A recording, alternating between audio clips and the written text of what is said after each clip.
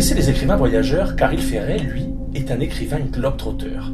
L'auteur de Zoulou et de Paz a grandi en Bretagne, mais dès son adolescence, Caril Ferret est torturé par deux démons exigeants, l'écriture et les voyages. À 20 ans à peine, il parcourt l'Europe à moto. Et depuis, il arpente le monde inlassablement, perfecto sur le dos, l'air tout droit sorti de la pochette du premier album de The Clash. Caril Ferret nourrit son œuvre de ses voyages. Rares sont ses romans qui se déroulent en France. En un peu plus de 20 ans, Caril Ferret nous a amenés en Argentine, au Chili, en Nouvelle-Zélande, en Colombie et en Afrique du Sud. Il est devenu, sans en avoir l'air, l'un des grands noms du polar français contemporain.